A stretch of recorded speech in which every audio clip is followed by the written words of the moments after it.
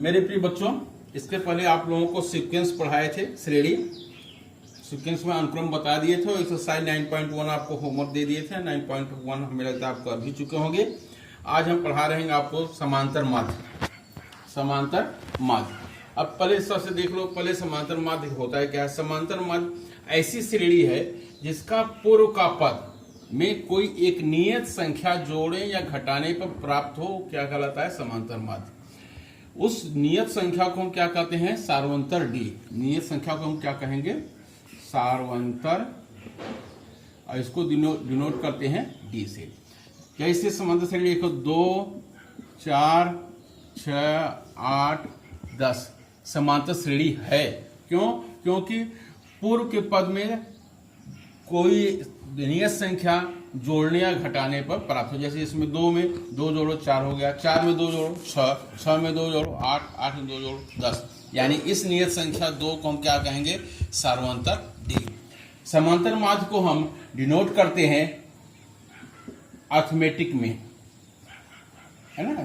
समांतर माध्य को डिनोट करते हैं एम से। अब आते हैं समांतर माध्य ज्ञात करने की विधि। जैसे समांतर माध्य का यनवां पद अगर आपको निकालना हो, समांतर माध्य में यनवां पद अगर निकालना हो तो a plus n minus 1 into D. जहां a क्या है आपका? a है आपका पहला पद, n क्या है? पदों की संख्या, और d क्या है आपका? सार्वंतर। ठीक है ना? और यनवां पद ज्ञात करने के लिए आपको यही फार्मूला होता है। किसी समांतर श्रेणी का यनवां पद ज्ञात करने के लिए यनवां पद equal to a plus n minus 1 into D. लेकिन अगर आपको अंतिम पद यल ज्ञात हो, अगर आपको अंतिम पद यल ज्ञात हो तो उसमें यल equal to a plus n minus 1 into d. ये भी फार्मूला होता है जहां यल क्या है? आपका अंतिम पद। ठीक है ना? ये तो हो गया आपका यनवां पद ज्ञात करने के लिए। लेकिन इस पर एक एग्जांपल ले लो। एग्जांपल ले लो, जैसे 4, 8, 12, 16 डॉट डॉट डॉट का कौन सा पद 500 है? का कौन सा पद 500 है? ठीक है ना? अब यहां देखो, प्रथम पद a बराबर क्या है? 4। ठीक है ना? सार्वंतर d कैसे निकालते हैं? पूर्व के पद में से घटा दो, यानी 8 माइनस 4 इक्वल टू 4, या 12 माइनस 8 इक्वल टू 4, यानी सर्वांतर समान है। ठीक है ना? सर्वांतर समान है तब परिवार को समांतर श्रेणी कहलाती है। ठीक है ना? कौन सा पद, यानी यनवां पद कितना दिया गया है? 500। पद की संख्या निकालना है। पद की संख्या क्या करना है? आपको ज्ञात करना है, यानी यन आपको क्या करना है? ज्ञात। फार्मूला क्या होता है? यनवां पद equal to a plus n minus 1 into d. यनवां पद आपका दिया है, क्या दिया गया है? 500 equal to a means 4 plus n minus 1 into d means 4। ठीक है ना? हल कर लो। 500 equal to 4 plus 4n minus 4, 4 से कैंसिल। 500 इक्वल टू 4n, या n इक्वल टू 500/4 यानी 125। ये आपका कौन सा पद 500 होगा? यानी 4, 8, 12, 16, 20 ऐसे लिखते चले जाएं तो 125वां पद जो होगा वो आपका क्या होगा? 500। ठीक है ना? ये तो हो गया कौन सा पद ज्ञात करने के लिए, यानी यनवां पद या कौन सा पद या सार्वंतर निकालने के लिए फार्मूला। ठीक है ना? लेकिन जो आपके एनसीईआरटी का एक्सरसाइज 9.2 है, वो एक ही चैप्टर समांतर श्रेणी दिया गया, उसमें सभी दिए गए हैं सवाल। दूसरा क्या फार्मूला है, अगर समांतर श्रेणी के n पदों का योगफल, समांतर श्रेणी की n पदों का योगफल, समांतर श्रेणी की n पदों का योगफल को हम डिनोट Sn करते हैं। Sn इक्वल टू फार्मूला होता है n/2 2a plus n minus 1 into D. ठीक है ना, जहां Sn क्या है, समांतर श्रेणी की n पदों का योगफल, n क्या है पदों की संख्या, और a क्या है सर्वांतर, d क्या है आपका, d आपका क्या है सर्वांतर, a पहला पद। लेकिन अगर आपको अंतिम पद n ज्ञात हो, अगर आपको अंतिम पद n हो तो Sn इक्वल टू फार्मूला हो जाता है n/2 a प्लस n। इसी से आप क्या करेंगे, ज्ञात कर लेंगे। ठीक है ना, इस पर भी सवाल आप देख लीजिए का दो ठो जोड़ने वाला सवाल, यानी समांतर श्रेणी की n पदों का योगफल पर फार्मूला पर। तो योगफल के लिए आपका जैसे सवाल एग्जाम्पल देख लो,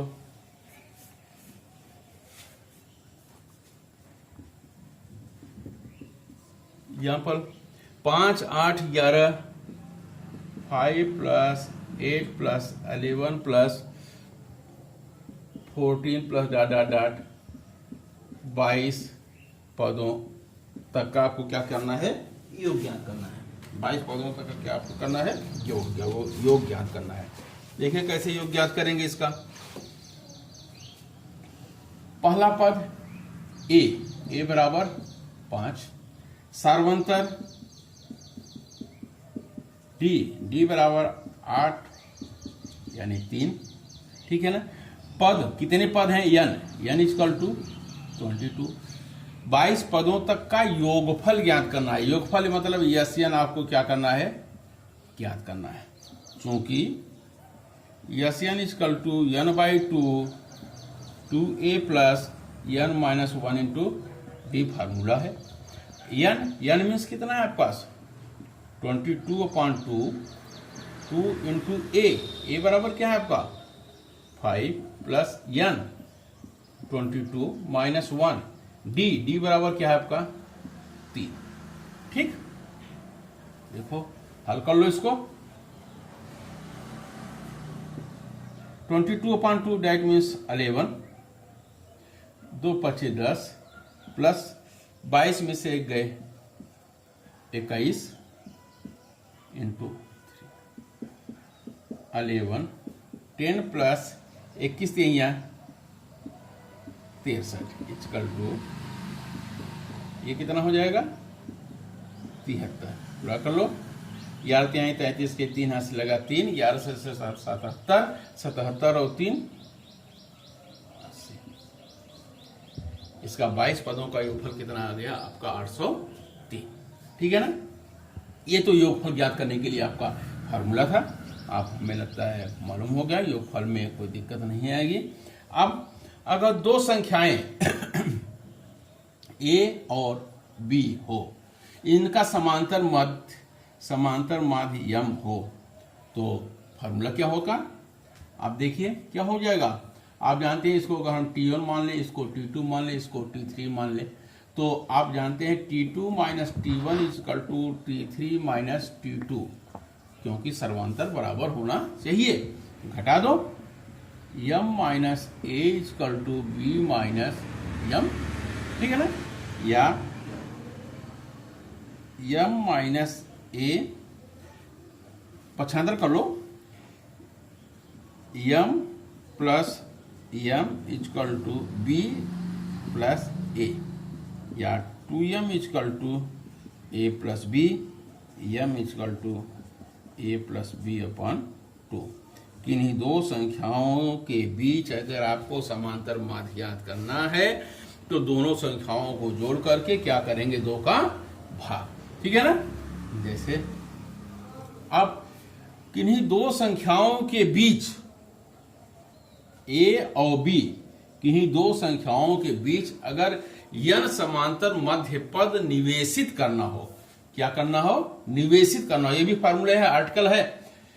किन्हीं दो संख्याओं के बीच n समांतर मध्य पद निवेशित करना।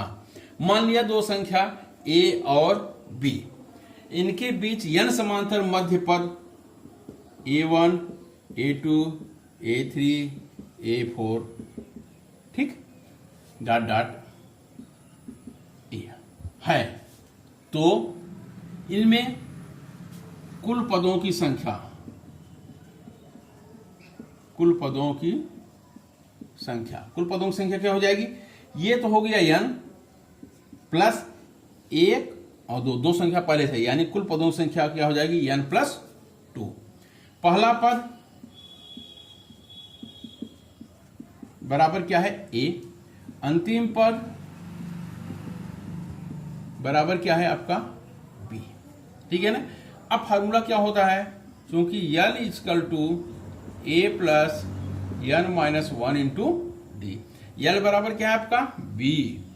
a बराबर संयोग बस पहला पद a ही है, प्लस n की जगह कुल पदों की संख्या कितनी है? n plus 2 minus 1 into D, या 75 कर लो। b minus a equal to, ये क्या हो जाएगा? n प्लस 1 इंटू डी, या d equal to b minus a upon n plus 1। ये आपका सार्वंतर निकाल लिए, ठीक है ना। अब n पद निवेशित करना है, यानी a1, a2, a3, a4 dot dot dot an आपको निवेशित करना है, ठीक है ना। कैसे निवेशित करेंगे देख लीजिए। अब a1 ज्ञात कर लीजिए। a1 इक्वल टू होता है a प्लस डी। a बराबर तो a ही है, और d बराबर क्या है? b minus a upon n plus 1, ठीक है ना। आइए a2 बराबर होता है a प्लस 2d। a बराबर a ही है, प्लस 2, d बराबर यही b minus a upon n plus 1, ठीक। a3 equal to a plus 3d। That means a plus 3d means b minus a upon n plus 1। a plus 4d यानी a plus d बराबर आपका क्या है? b minus a upon n plus 1, dot dot dot dot dot. अगर हम ऐसे ही an निकालें तो an इक्वल टू हो जाएगा a प्लस एन डी, यानी a प्लस एन, d बराबर आपके पास है b minus a upon n plus 1। तो यही आप a1, a2, a3, a4 dot dot an की वैल्यू निकाल लेंगे, उन्हीं दो संख्याओं को मध्य रख देंगे, तो यही हो गया आपका दो संख्याओं के बीच n समांतर मध्य पद निवेशित करना। ऐसे ही दो संख्याओं के बीच n समांतर मध्य पद हम निवेशित कर सकते हैं, ठीक है। और कुछ एग्जाम्पल इस पर ले लीजिए, आप सवाल लगाते चलिए, क्योंकि एनसीईआरटी किताब आप ले लीजिएगा। एनसीईआरटी किताब में एक ही सवाल है, एक ही एक्सरसाइज है। एक एक्सरसाइज से आपको सभी सवाल हल करने हैं, और उसको हमें लगता है आप कर डालेंगे। और फिर भी कोई अगर प्रॉब्लम हो उसमें से आप करके हमको बताइएगा, तो हम आपको बताते रहेंगे। लेकिन सभी सवाल हल करने की कोशिश करिएगा, जिससे कि कोई प्रॉब्लम ना आवे, ठीक है। इसके बाद जो है गुणोत्तर श्रेणी आएगा। लेकिन जैसे 7 और एग्जाम्पल ले लो, 7 और 37 के बीच 5 समांतर मध्य पद निवेशित करना। 5 समांतर मध्य पद निवेशित करना, ठीक है ना। 5 समांतर मध्य पद निवेशित करना। देखिए कैसे करेंगे, अभी इसी आर्टिकल बताए हैं। 7 और 37 के बीच 5 समांतर मध्य पद निवेशित करना। मान लो 5 समांतर मध्य पद a1, a2, a3, a4, a5, ठीक है ना। अब यहां पदों की संख्या कितनी है? पदों की संख्या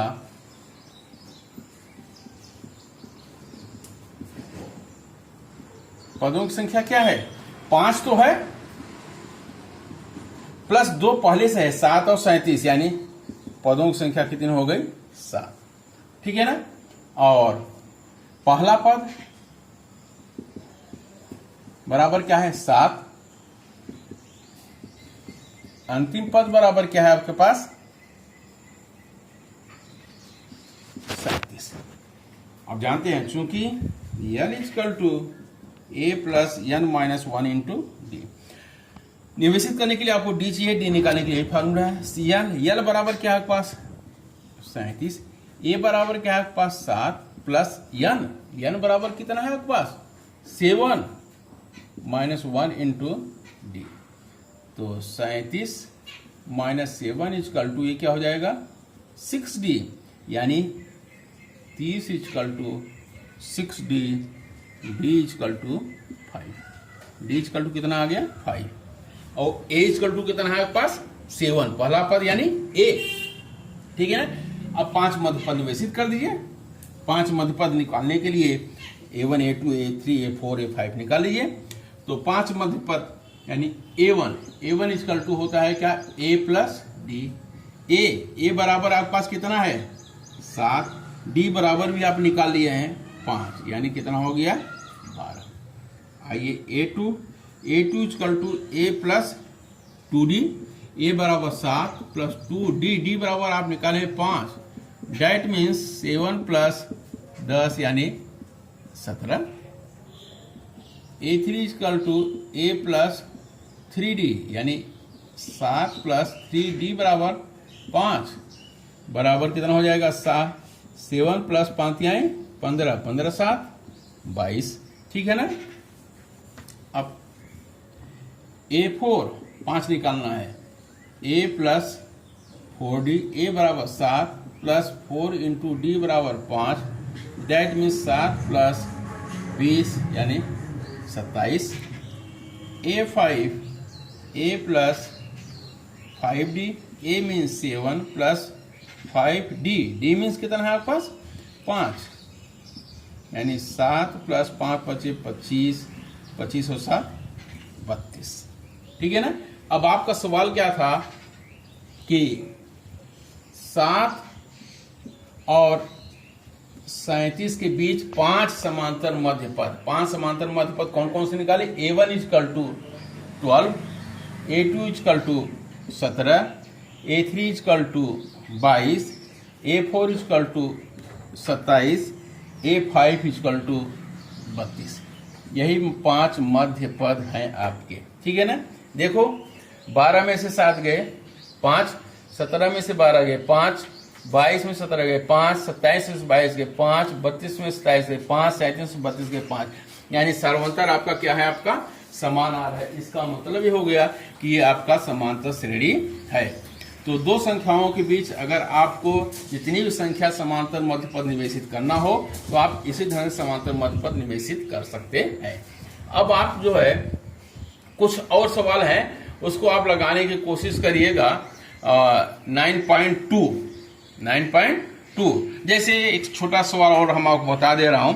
9.2 सवाल हल करिए। जो भी प्रॉब्लम होगा आप एक्सरसाइज 9.2 क्वेश्चन नंबर ये सर बता दीजिए, क्वेश्चन नंबर आप लिख कर बता दीजिए, दे दीजिए, हम आपको सवाल बता देंगे। उसको लिखने की जरूरत नहीं क्योंकि वो क्वेश्चन लंबे लंबे हैं, इसलिए आप लिखने में आपको दिक्कत। अगला सवाल एक और ले लेते हैं, जैसे 3k 4k plus 2 7k plus 3। अगर इसमें अगर हम कह दिया जाए कि ये समांतर श्रेणी में है तो k की वैल्यू ज्ञात करनी है। अगर ये समांतर श्रेणी में है तो आप जानते हैं T2 minus T1 equal to T3 minus T2। ठीक है ना। अब क्या करो, घटा वैल्यू रख दो। तो 4k प्लस 2, T1 क्या है 3k, T3 क्या है आपका 7k प्लस 3 और T2 क्या है 4k plus 2। 4k plus 2 minus 3k equal to 7k plus 3 minus 4k minus 2। Bracket खोला गया है। चलो अब बस 4k 3k that means k plus 2 equal to 7k 4k यानी 3k और plus 2 minus plus 3 minus 2 that means plus 1। ठीक है ना। और पंचायतन कर लो। 2 - 1 equal to 3k minus k। 2 - 1 1 equal to 2k। ठीक, k इक्वल टू 1/2, यानी k की वैल्यू आपके पास क्या आ गई 1/2। इस ढंग से आपके ढेर सारे सवाल हैं। आप एक्सरसाइज 9.2 एनसीईआरटी का देखिए और हल करिए। हल करने के बाद जो भी प्रॉब्लम हो, क्वेश्चन लिखकर भेजना हो क्वेश्चन लिख के भेज दो, या तो ये लिख दो सर 9.2 एक्सरसाइज का क्वेश्चन नंबर ये आप बता दीजिए, तो हम वो सवाल आपको हल करके बता देंगे। ठीक है ना। 9.2 हल करिए, जो प्रॉब्लम फिर आप ग्रुप में डालिए। ठीक, ओके।